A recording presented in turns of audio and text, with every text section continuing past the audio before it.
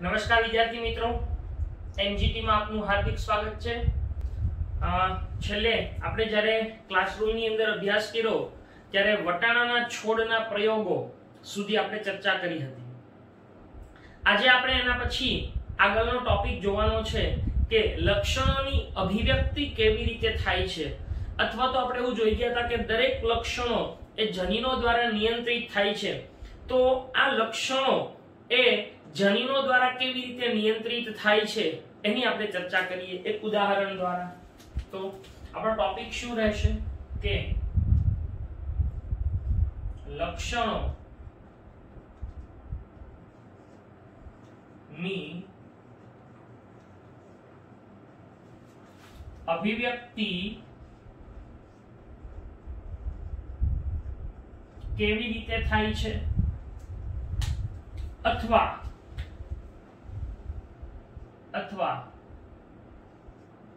જનીનો લક્ષણોનું નિયંત્રણ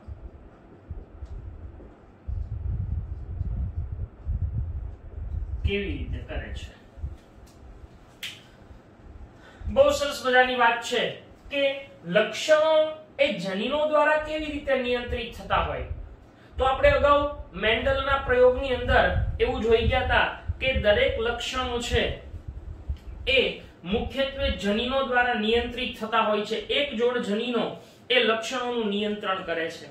તો અહીંયા આગળ આપણે એક સરસ ઉદાહરણ દ્વારા સમજીએ કે કેવી રીતે લક્ષણોની અભિવ્યક્તિ એ નિયંત્રિત થાય છે।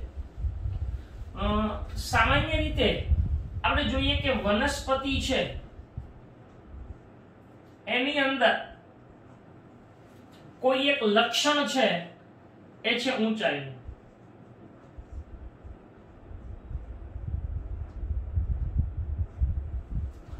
તો આ ઊંચાઈનું લક્ષણ એ જનીનો દ્વારા કેવી રીતે નિયંત્રિત થશે? તો અગાઉ પ્રકરણ નંબર 7 ની અંદર એવું આવતું હતું કે કોઈ પણ વનસ્પતિ છે એની ઊંચાઈ કોના કારણે વધે? તો વનસ્પતિની ઊંચાઈ માટે જવાબદાર કે અંતઃસ્ત્રાવો છે, એટલે કે વૃદ્ધિ અંતઃસ્ત્રાવો। આવા અંતઃસ્ત્રાવોનું સંશ્લેષણ, આવા અંતઃસ્ત્રાવો છે એનો વધારે નિર્માણ જો વનસ્પતિના ભાગોમાં થાય તો વનસ્પતિની ઊંચાઈમાં વધારો થાય છે।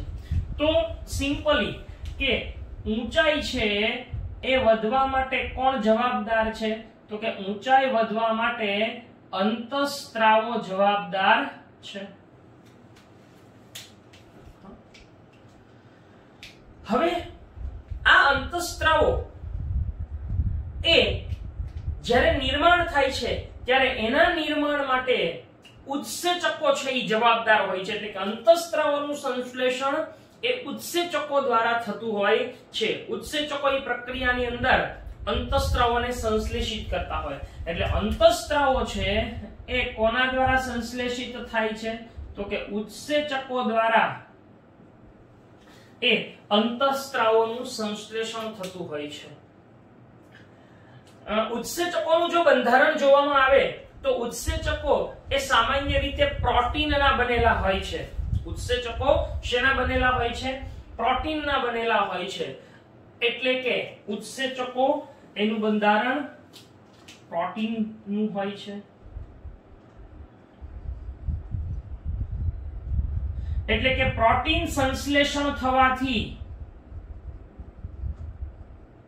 ઉત્સેચકોનું નિર્માણ થાય છે। આ પ્રોટીનના સંશ્લેષણની સમગ્ર પ્રક્રિયા સમજો બરાબર। આ પ્રોટીનના સંશ્લેષણની સમગ્ર પ્રક્રિયા વનસ્પતિની અંદર કોષમાં એ જનીનો દ્વારા નિયંત્રિત થતી હોય છે। તો અંતે પ્રોટીન સંશ્લેષણ છે એ કોના દ્વારા નિયંત્રિત થાય છે? તો કે એ જનીન દ્વારા નિયંત્રિત થાય છે। તો સમજો કે ઇનડાયરેક્ટલી આ ઊંચાઈ છે એ કોના દ્વારા કંટ્રોલ થઈ? જનીન દ્વારા। હવે એ કેવી રીતે? સમજો કે જનીનો છે એ પ્રોટીન સંશ્લેષણની ક્રિયાને થોડી ઓછી કરે, એટલે કે ઓછું પ્રોટીન સંશ્લેષણ થાય તો ઉત્સેચકો ઓછા ઉત્પન્ન થાય। ઉત્સેચકો ઓછા ઉત્પન્ન થાય તો અંતઃસ્ત્રાવોનું સંશ્લેષણ ઓછું થાય, અંતઃસ્ત્રાવો ઓછા નિર્માણ થાય, અને અંતઃસ્ત્રાવો ઓછા સ્ત્રાવ થાય તો ઊંચાઈ છે ઈ ઘટશે. ઓકે, એનથી ઉલટું જનીનો છે ઈ વધારે પ્રોટીન સંશ્લેષણ કરશે તો ઉત્સેચકો વધારે ઉત્પન્ન થશે, ઉત્સેચકો વધારે ઉત્પન્ન થશે તો અંતઃસ્ત્રાવો વધારે ઉત્પન્ન થશે, અને અંતઃસ્ત્રાવો વધારે ઉત્પન્ન થશે તો વનસ્પતિની ઊંચાઈ છે ઈ વધશે. એટલે આમ આ લક્ષણ એ કોના દ્વારા નિયંત્રિત થયું જુઓ તો કે આ લક્ષણ એ ઇનડાયરેક્ટલી જનીન દ્વારા નિયંત્રિત થાય છે. બરાબર, આ લક્ષણ એ જનીન દ્વારા નિયંત્રિત થાય છે. તો આવી રીતે દરેક લક્ષણો છે એ જનીનો દ્વારા નિયંત્રિત થતા હોય છે. બરાબર છે. સામાન્ય રીતે જે લક્ષણોનું નિયંત્રણ થાય છે એની અંદર સંતતિ પાસે જે ડીએનએ આવે છે, એટલે કે કોઈ પણ જે પેઢી છે એની પાસે રહેલા જે જનીનો છે, એની પાસે રહેલા જે ડીએનએ છે ઈ એને બંને પિતૃઓમાંથી પ્રાપ્ત થતા હોય છે. અને બંને પિતૃઓમાંથી જે પ્રાપ્ત થતા જનીનો છે એ જનીનો પૈકીનું કોઈ જનીન પ્રભાવી છે અને કોઈ પ્રચ્છન્ન છે, એ આપણે અગાઉ ચર્ચા કરી ગયા છીએ. અને એના આધારે એ જે તે પ્રભાવી જનીન પોતાનું લક્ષણ પ્રદર્શિત કરે છે, અને પ્રચ્છન્ન જનીન એ લક્ષણ પ્રદર્શિત ન કરી શકતું હોવાથી પ્રભાવી જનીન છે એનું જે લક્ષણ હોય એ લક્ષણ એ જે તે પેઢીની અંદર જોવા મળતું હોય છે. તો આવી રીતે કોઈ પણ લક્ષણ છે એની અભિવ્યક્તિ કોના દ્વારા થાય છે તો કે જનીનો દ્વારા નિયંત્રિત થતી હોય છે. લો, તો આ થઈ ગયું લક્ષણોની અભિવ્યક્તિ જનીનો દ્વારા નિયંત્રિત થાય છે. હું સ્ક્રીન થી દૂર જાઉં છું, તમે ફોટોગ્રાફ એટલે કે સ્ક્રીનશોટ લઈ લેજો જેથી તમારી પાસે ડિજિટલ સ્વરૂપમાં આ બોર્ડ વર્ક રહી શકે.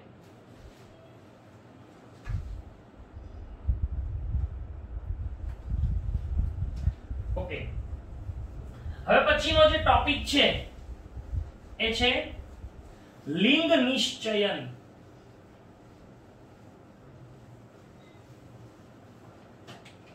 બરાબર, લિંગ નિશ્ચયનની પ્રક્રિયા.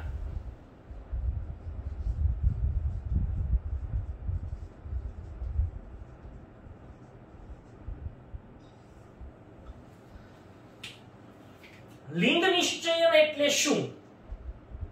તો આપણે એક સિમ્પલ વસ્તુ છે કે લિંગ કોની અંદર નક્કી થાય તો કે જે સજીવો લિંગી પ્રજનન દર્શાવતા હોય એની અંદર જ લિંગ છે એ નિશ્ચયન થતું હોય છે, લિંગ નક્કી થતી હોય છે. એટલે લિંગ નિશ્ચયન એ લિંગી સજીવોની અંદર જ થતું જોવા મળે છે. આ લિંગી સજીવોની અંદર જે નર અને માદા પ્રજનન કોષો છે એ ભેગા મળીને, નર અને માદા પ્રજનન કોષો ભેગા મળીને, સમજીએ, આ નર પ્રજનન કોષ છે, આ માદા પ્રજનન કોષ છે.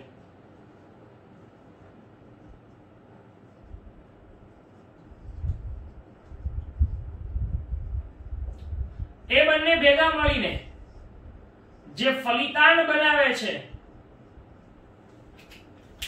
એ ફલિતાંડમાંથી બનતો જે ગર્ભ છે, ફલિતાંડમાંથી બનતો ગર્ભ છે, એ ગર્ભ નર બનશે કે માદા,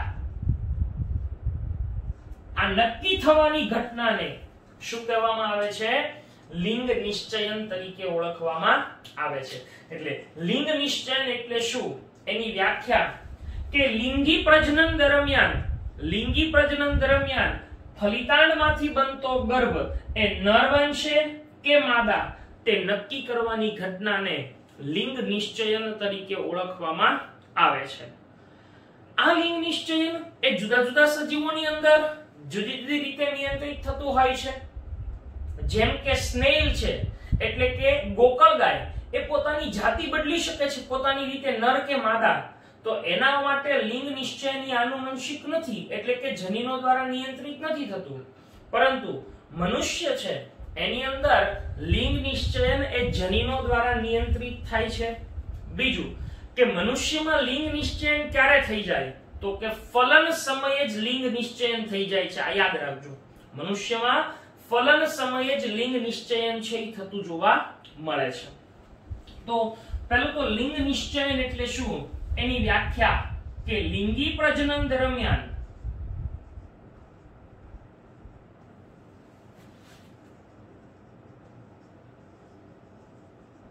ફલિતાંડમાંથી બનતો ગર્ભ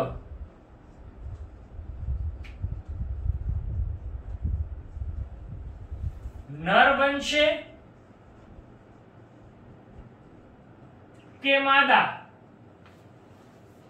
તે નક્કી કરવાની ઘટનાને શું કહે છે? લિંગ નિશ્ચયન કહે છે.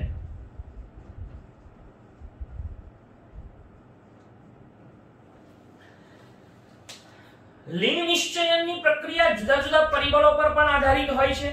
કેટલાક સજીવોની અંદર લિંગ નિશ્ચયનની પ્રક્રિયા પર્યાવરણ દ્વારા નિયંત્રિત હોય, તાપમાન આધારિત હોય છે, જેમ કે ગરોળી અને કાચબો. તો ગરોળી અને કાચબાની અંદર લિંગ નિશ્ચયન એ તાપમાન આધારિત હોય છે. હા, એટલે આમ અલગ અલગ સજીવોની અંદર લિંગ નિશ્ચયન અલગ અલગ પરિબળો હેઠળ થતું હોય છે. તો અહીંયા લખીએ કે સ્નેલ છે એ પોતાની જાતિ બદલી શકે છે. સ્નેલ એટલે કે ગોકળગાય એ પોતાની જાતિ બદલી શકે છે. ઇટ મીન્સ કે તેના માટે લિંગ નિશ્ચયન એ આનુવંશિક નથી. શું? તેના માટે લિંગ નિશ્ચયન આનુવંશિક નથી. બરાબર છે? નેક્સ્ટ, મનુષ્યમાં લિંગ નિશ્ચયન એ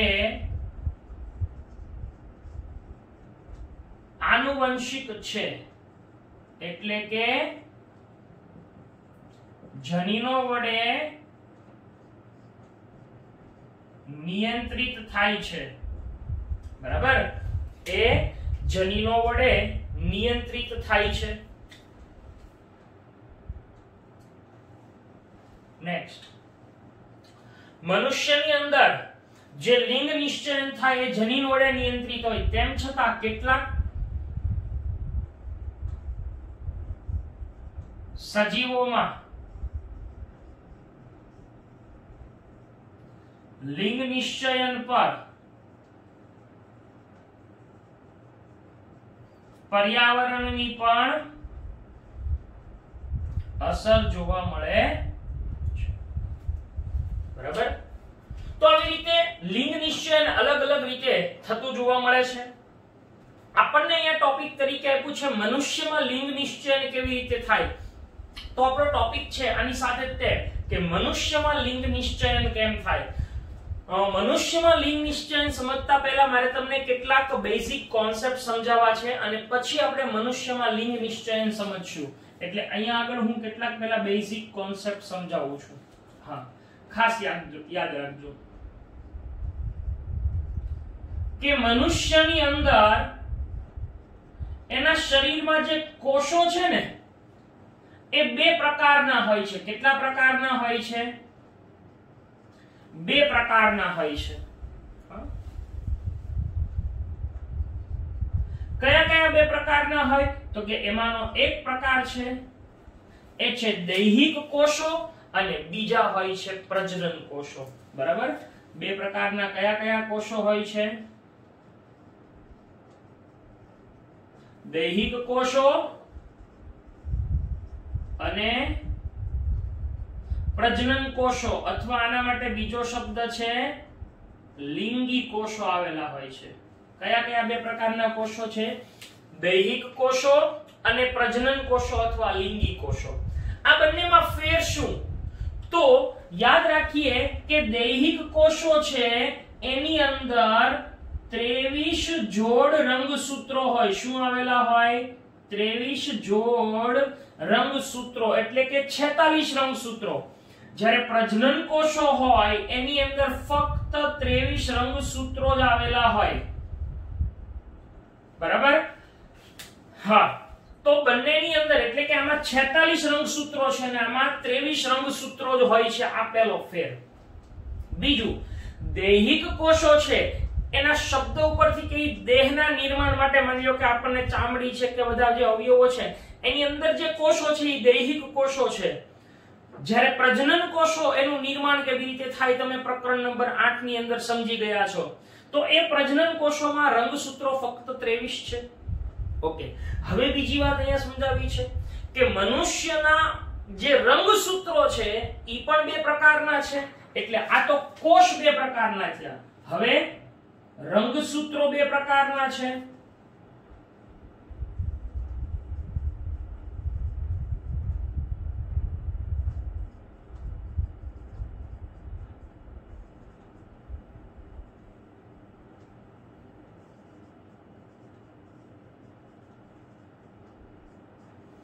કયા બે પ્રકારના રંગસૂત્રો છે?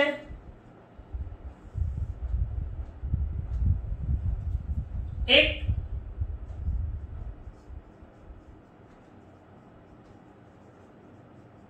દૈહિક રંગસૂત્રો અને બીજા લિંગી રંગસૂત્રો. કયા બે છે? દૈહિક રંગસૂત્રો અને લિંગી રંગસૂત્રો. હવે યાદ રાખો કે મનુષ્યમાં ટોટલ રંગસૂત્રો કેટલા? તો કે 23 જોડ રંગસૂત્રો. હા, કુલ રંગસૂત્રો કેટલા? 23 જોડ. ઈ 23 જોડમાંથી 22 જોડ રંગસૂત્રો એ દૈહિક રંગસૂત્રો હોય, જ્યારે એક જોડ રંગસૂત્રો છે એ લિંગી રંગસૂત્રો હોય છે. બીજી એક વાત કે આ 22 જોડ દૈહિક રંગસૂત્રો એ પુરુષ અને સ્ત્રી એટલે કે નર અને માદા બંનેમાં સરખા હોય, કારણ કે ઈ દૈહિક છે એ દેહના લક્ષણો, શરીરના જુદા જુદા લક્ષણો માટેના જવાબદાર હોય છે, જનીનો ધરાવતા.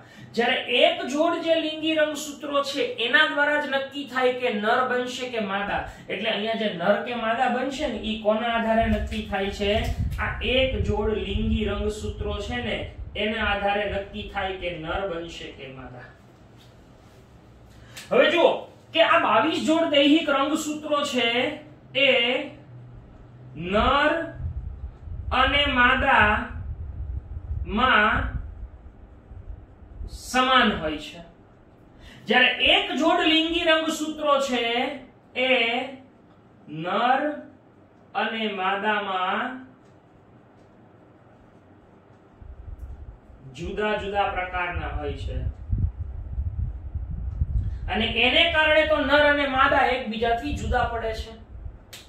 એટલે આમ આ જે રંગસૂત્રો છે એ હવે આપણે સમજીએ કે આવું કઈ રીતે આખી વસ્તુ આપણે લિંગ નિશ્ચયન થતું હોય. તો મનુષ્યની અંદર લિંગ નિશ્ચયન જે થાય એ અહીંયા આગળ આપણે સમજીએ.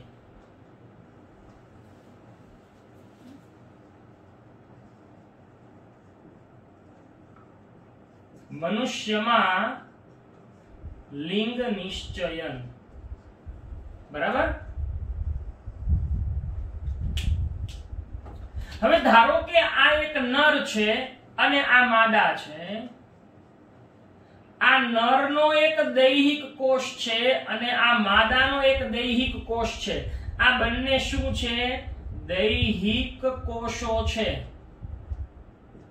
ઓકે, દૈહિક કોષો એટલે એમાં 23 જોડ રંગસૂત્રો હશે. હવે આ 23 જોડ એટલે કયા? તો કે 22 જોડ દૈહિક અને એક જોડ લિંગી. તો હવે 22 જોડ દૈહિક એટલે કેટલા રંગસૂત્રો થયા? તો કે 44 રંગસૂત્રો. અને આના પણ 22 જોડ એટલે કે 44 રંગસૂત્રો. હવે આ નર અને માદામાં બંનેમાં સરખા છે દૈહિક રંગસૂત્રો. જ્યારે નરની અંદર એની સાથે બીજા જે એક જોડ એટલે કે બે લિંગી રંગસૂત્રો કયા કયા? તો કે એક X પ્રકારનું અને બીજું છે એ Y પ્રકારનું રંગસૂત્ર રહેલું છે. જ્યારે માદાની અંદર બંને X પ્રકારના જ રંગસૂત્રો રહેલા છે. હવે આ જે XY અને XX છે ઈ બે કયા રંગસૂત્રો છે? લિંગી. અને બાકીના 44 છે એટલે કે 22 જોડી દૈહિક. એટલે 44 45 46 44 45 આ પ્લસ એટલે કે રૂકી બેને અલગ દર્શાવ્યા છે. હવે આ દૈહિક કોષો છે નરના અને માદાના. આ દૈહિક કોષોની અંદર એક ચોક્કસ પ્રકારની પ્રક્રિયા થાય છે જેને આપણે અર્ધીકરણની પ્રક્રિયા કહીએ છીએ. આ અર્ધીકરણની પ્રક્રિયા થવાથી દૈહિક કોષમાંથી એકમાંથી બે કોષ અને ઈ બે કોષમાંથી ફરીથી બબ્બે એટલે ટોટલ 4 કોષ બની શકે છે. તો એની અંદર જે નર અને માદા છે એમાં હવે એના પ્રત્યેક કોષોમાં અર્ધીકરણની ક્રિયા થાય. અર્ધીકરણ થાય એટલે આની અંદરથી બે કોષ બનશે. આ એક પ્રકારનું કોષ વિભાજન છે અને આમાંથી પણ બે પ્રકારના બે કોષ બનશે. હવે અર્ધીકરણ થાય ત્યારે શું થશે તો કે અડધું અડધું વહેંચાય. શું વહેંચાય? આ રંગસૂત્રો અડધા અડધા વહેંચાઈ જાય. તો જુઓ કેવું થશે. આ જે 22 જોડ છે એટલે કે 44 રંગસૂત્રો છે એ 44 રંગસૂત્રોમાંથી 22 આમાં જશે અને 22 આમાં. એટલે શું સમજો બરાબર? 22 જોડ છે. આ એક જોડ આ બીજી જોડ. તો 22 જોડમાંથી એક જોડમાંથી પહેલી જોડનું રંગસૂત્ર એક આમાં જશે એક આમાં આવશે. બીજી જોડમાંથી એક આમાં. એમ 22 જોડમાંથી દરેક જોડનું એક રંગસૂત્ર આમાં અને બીજું આમાં. એટલે એવી રીતે બેમાં 22 જાય. તો વિચારો કે આની અંદર કેટલા રંગસૂત્રો થશે? 22. આમાં પણ કેટલા થઈ ગયા? 22. એવી જ રીતે આ 44 માંથી 22 પ્લસ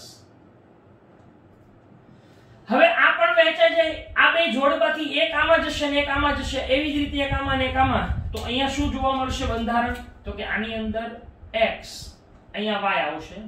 અહીંયા બંને જગ્યાએ x અને અહીંયા શું આવે છે? આ y. ઓકે, અહીંયા જે ક્રિયા થઈ એને શું કહેવામાં આવે છે? અર્ધીકરણ. અને આ બંને બન્યા છે ઈ બંને પ્રજનન કોષો છે. એટલે કે આ શું છે? શુક્રકોષો છે. અને આ શું છે? અંડકોષો છે. હવે ખરેખર જુઓ તો અહીંયા શુક્રકોષો કેટલા પ્રકારના બન્યા? પ્રકાર કહું છું, સંખ્યા તો બે છે, પ્રકારે બે છે. એક x વાળું ને એક y વાળું. જ્યારે માદાની અંદર અંડકોષ કેટલા પ્રકારના બન્યા? એક જ પ્રકારના. સંખ્યા બે લખી છે, પ્રકાર એક જ છે. તો અહીંયા એક જ પ્રકારનો અંડકોષ બન્યો. કયો? 22 + x વાળો.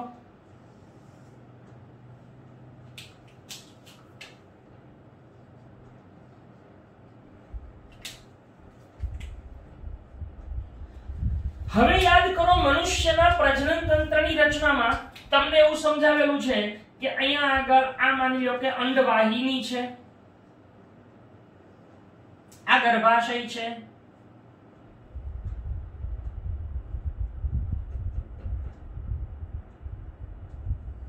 આ ગ્રીવા અને યોનિ માર્ગ છે, અહીંયા અંડપિંડ રહેલું છે.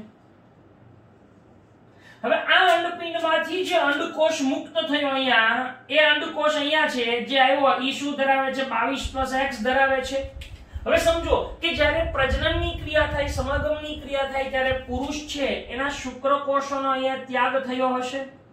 અહીંયા કરોડો શુક્રકોષો અહીંયા ત્યાગ થયા હશે, વિચારી લો. હવે આ કરોડો શુક્રકોષો બે પ્રકારના હશે. કયા કયા બે પ્રકારના હશે? તો કે અડધા છે ઈ x ધરાવતા હશે અને અડધા છે ઈ y ધરાવે છે. જુઓ તો આમાંથી માની લો કે આપણે સમજીએ કે આ લાલ વાળા છે ઈ શું છે? 22 + y ધરાવે છે. અને બ્લુ કલરના છે ઈ શું ધરાવે છે? 22 + x ધરાવે છે. તો આમ અહીંયા આગળ આવા શુક્રકોષો બે પ્રકારના અહીંયા ત્યાગ થયા છે. જ્યારે આ શુક્રકોષો પૈકીનો જે શુક્રકોષ સૌથી પહેલો અહીંયા અંડકોષની સાથે જોડાય અહીંયા આગળ, એ જો આ હશે કયો? 22 + x પ્રકારનો, તો ફરી વખત આ 22 + x ને 22 + x એટલે 22 ને 22 44 + x એટલે કે આમ થશે. તો કેવું બનશે જુઓ તો વિચારો કે જો આ શુક્રકોષ એ આ અંડકોષને ફલિત કરે તો પરિણામે જે ફલિતાંડ બનશે એની અંદર ફરી વખત રંગસૂત્રનું બંધારણ શું જોવા મળશે? તો કે 44 +. હવે આને પિતા પાસેથી એટલે કે નર પાસેથી x રંગસૂત્ર મળ્યું ને માદા પાસે તો x જ રંગસૂત્ર છે. તો ફરી વખત અહીંયા જે બંધારણ બન્યું એ 44 + xx. હવે 44 + xx હોય તો એ શું બને? તો કે માદા બને છે. એટલે આમ આ માદા એટલે કે છોકરી છે ઈ જન્મે છે. અચ્છા, હવે એની બદલે જો આ નો ગયો હોય અને આ કોષ છે એ સૌથી પહેલો પહોંચીને એને ફલિત કર્યો હોય તો શું બને? તો કે તો ઈ 22 y લઈને ગયો હોય. જો આ બે જોડાય તો શું થશે? સમજીએ કે આ શુક્રકોષ ઈ આ અંડકોષને ફલિત કરશે તો ફલિતાંડની અંદર ફરી વખત શું જોવા મળશે? તો કે 44 વત્તા એને માતા તરફથી તો X રંગસૂત્ર જ મળે છે પણ પિતા તરફથી એને કયું રંગસૂત્ર મળ્યું? Y. હવે આવું બંધારણ કોનું છે? તો કે નરનું. એટલે આ આવનારું બાળક છે ઈ શું જન્મે છે? નર જન્મે છે. તો આમ નર બનશે કે માદા એ ક્યારે નક્કી થઈ જાય? અહીંયા ફલન સમયે જ નક્કી થઈ જાય છે, યાદ રાખો. જો અચ્છા, પરંતુ અહીંયા આગળ ઈ કોષના સ્વરૂપમાં હોય એટલે ઈ ખબર ના પડે કે ઈ નર હશે કે માદા. પરંતુ ઈ પછી જ્યારે વિકાસ પામીને અહીંયા ગર્ભસ્થાપન થાય, એનો વિકાસ થાય ત્યારે જ્યારે જનન અંગો નિર્માણ પામે ત્યારે ખબર પડે. પરંતુ નક્કી તો ક્યારે થઈ ગયું હોય? ફલન સમય. એટલે આવો કદાચ પ્રશ્ન પૂછાય કે મનુષ્યની અંદર લિંગ નિશ્ચયન ક્યારે થાય? તો ક્યારે થાય છે? એનો જવાબ આવશે ફલન સમયે થાય છે. અચ્છા, તો અહીંયા આગળ નર અથવા માદા બનવાની સંભાવના કેટલા ટકા છે? 50-50% છે. બીજું કે શુક્રકોષો કેટલા ટકા બન્યા છે? પ્રકાર અલગ અલગ પ્રકારના 50-50% બન્યા છે. હવે જુઓ, આ એક બહુ નવી વાસ્તવિકતા છે, આનું વિજ્ઞાન છે કે છોકરો જન્મે કે છોકરી, છોકરો જન્મે કે છોકરી, એના માટે હંમેશા નર એટલે કે પુરુષ જ જવાબદાર હોય છે. એના માટે સ્ત્રી એટલે માદા જવાબદાર નથી. કારણ કે માદા તો ફક્ત એક જ પ્રકારનો અંડકોષ ઉત્પન્ન કરે છે 22 + X. નર બનશે કે માદા ઈ તો આ બેમાંથી કયો કોષ એની સાથે જોડાય એને આધારે નક્કી થાય છે. એટલે ઘણીવાર સમાજમાં ઘણી વખત એવું બનતું હોય કે કેટલીક સ્ત્રી છે એ સંતાન તરીકે વારંવાર કદાચ 2 કે 3 છોકરીઓને જન્મ આપે તો એ સ્ત્રી છે એને સમાજની અંદર કે કુટુંબની અંદર ઘણી વખત મેણા કે ટોણા મારવામાં આવતા હોય, પરંતુ ખરેખર એ સ્ત્રી એના માટે જવાબદાર નથી.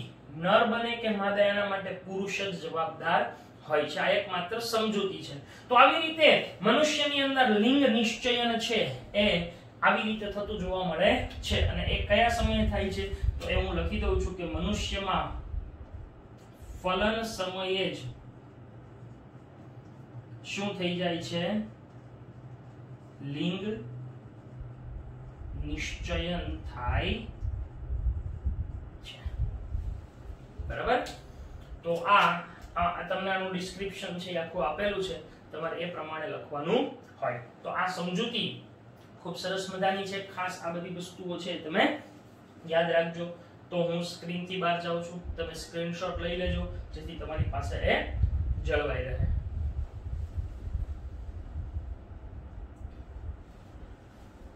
ઓકે, તો અહીંયા લિંગ નિશ્ચયન સાથે મેં તમને કીધું હતું એ પ્રમાણે કે આ ચેપ્ટર છે એની અંદર ખરેખર 2 ભાગ છે. ચેપ્ટરનું નામ શું છે? આનુવંશિકતા અને ઉદ્વિકાસ. તો જે પહેલો ભાગ હતો આનુવંશિકતા ઈ પૂરો થઈ ગયો. અહીંયા સુધીનું લિંગ નિશ્ચયન ભણ્યા એટલે આનુવંશિકતા પૂરું. હવે આપણે જે સમજવાનું છે એ શું આવશે? તો હવે છે એ છે ઉદ્વિકાસ, અથવા તો એને બીજી રીતે કહીએ તો ઉત્ક્રાંતિ. તો હવે આપણે જોઈએ કે ઉદ્વિકાસ અથવા ઉત્ક્રાંતિ એટલે શું.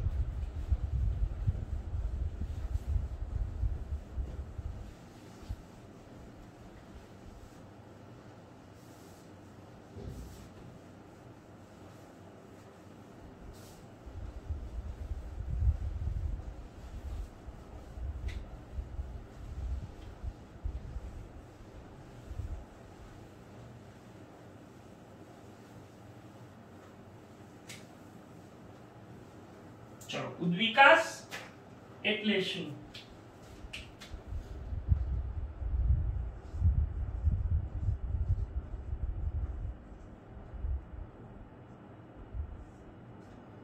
એના માટે બીજો શબ્દ છે ઉત્ક્રાંતિ. ઇવોલ્યુશન, અંગ્રેજીમાં એને ઇવોલ્યુશન તરીકે ઓળખવામાં આવે છે. ઉત્ક્રાંતિ અથવા ઉદ્વિકાસ. ઉદ્વિકાસ એ એક એવી પ્રક્રિયા છે જે સતત ચાલતી હોય. ચોક્કસ સમયના ગાળે એનું આપણને પરિણામ પ્રાપ્ત થતું હોય, પરંતુ આ એક અવિરત ચાલનારી પ્રક્રિયા છે. જ્યારથી પૃથ્વીનું નિર્માણ થયું ને ત્યારથી આજ દિન સુધી, આજના સમય સુધી, આ સેકન્ડ સુધી ઉત્ક્રાંતિ છે એ થતી છે અને હજી થવાની છે. આ એક એવી પ્રક્રિયા છે કે જે ક્યારેય બંધ નથી થવાની, પરંતુ આપણે એના વચગાળાના જે પરિણામો છે એના આધારે, એની સમજૂતીના આધારે આપણે ઉત્ક્રાંતિની સમજૂતી છે એ પ્રાપ્ત કરી શકીએ છીએ.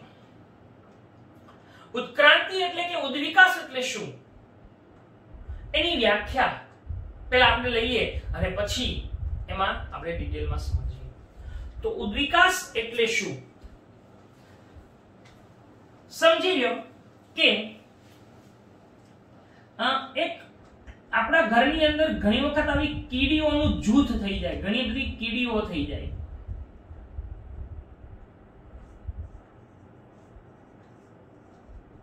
એક સમજૂતી પૂરતું છે, ઉદાહરણ છે.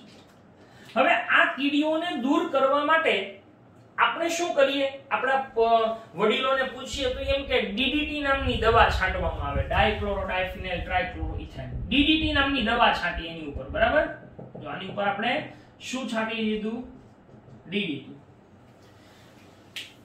હવે ડીડીટી છાંટે ને એટલે સ્વાભાવિક રીતે કીડીઓ હોય મરી જાય, સમજો બરાબર. ડીડીટી છાંટવાથી કીડીઓ મૃત્યુ પામે છે, કારણ એના જનીનો, એના બંધારણ એવા છે કે ડીડીટી ની સામે એ ટકી શકતી નથી એટલે મૃત્યુ પામે. પરંતુ ક્યારેક અકસ્માત એવું બને કે આ કીડીઓમાંથી એકાદી બે કીડીઓ છટકી જાય કે એને ડીડીટી ની સામે રક્ષણ મેળવી અને એ જૂથમાંથી છટકી જાય અને બચી જાય છે. હવે આ બે કીડીઓ જ્યારે નવી કીડીઓ પેદા કરશે ત્યારે એનું જ્યારે ફરીથી ગ્રુપ બનશે અને એની ઉપર ડીડીટી છાંટવામાં આવશે તો પણ એમાંથી મોટાભાગની કીડીઓ મરી જશે, પરંતુ અમુક કીડીઓ છે એ બચી જશે. ઓકે, હવે આવી પ્રક્રિયાનું પુનરાવર્તન વારંવાર થાય તો એક સમય એવો આવે કે કેટલી બધી પેઢીઓ પછી, 10, 15 કે 20 પેઢીઓ પછી કીડીઓનું એવું જૂથ તૈયાર થાય કે એની ઉપર ડીડીટી ની કોઈ અસર ના થાય, એ ડીડીટી થી સંપૂર્ણ રક્ષણ મેળવી લે. તો આમ અહીંયા જે કીડીઓનું નિર્માણ થયું એ ડીડીટી સામે સંપૂર્ણપણે રક્ષણ પ્રાપ્ત કર્યું. એનો મતલબ શું થયો, તો તેનો મતલબ એવો થયો કે આની અંદર સતત ને સતત ફેરફાર થતા ગયા અને એક સમય એવો આવ્યો કે આ ફેરફારને પરિણામે એક નવું જ કીડીનું સ્વરૂપ અસ્તિત્વમાં આવ્યું. એ એક પ્રકારની ઉત્ક્રાંતિ છે. તો આને આપણે વ્યાખ્યા સ્વરૂપે ઢાળવી હોય તો શું કહી શકાય, તો કે સજીવોમાં થતી ધીમી છતાં પ્રગતિકારક, જો પ્રક્રિયા એકદમ ધીમી છે, સજીવોમાં થતી ધીમી છતાં પ્રગતિકારક કુદરતી, જો આ પ્રક્રિયા કુદરતી છે, કુદરતી રચનાત્મક, કારણ કે આમાં રચનામાં ફેરફાર થયો, કુદરતી રચનાત્મક અને ક્રમિક પરિવર્તનની ક્રિયા. જો અહીંયા સતત ક્રમિક પરિવર્તન થાય છે, એવી ક્રમિક પરિવર્તનની ક્રિયાને શું કહેવામાં આવે છે, ઉત્ક્રાંતિ અથવા ઉદ્વિકાસ કહે છે. એટલે ઉદ્વિકાસ અથવા ઉત્ક્રાંતિ એટલે શું, તો કે સજીવોમાં થતી ધીમી છતાં પ્રગતિકારક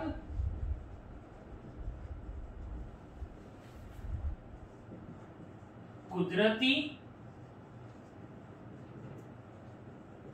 રચનાત્મક ને ક્રમિક પરિવર્તનની ક્રિયાને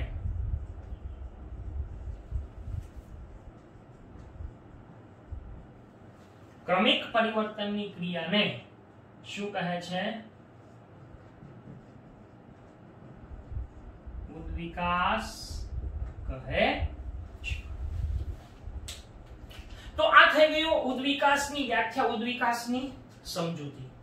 હવે આ ઉદ્વિકાસ અંતર્ગત આપણને ઘણા બધા ઉદાહરણો આપ્યા છે. આ ઉદ્વિકાસની અંદર આપણે ઘણી બધી ચર્ચાઓ કરવાની છે, તો એ ચર્ચાઓ આપણે આવતા લેક્ચરની અંદર કરશું.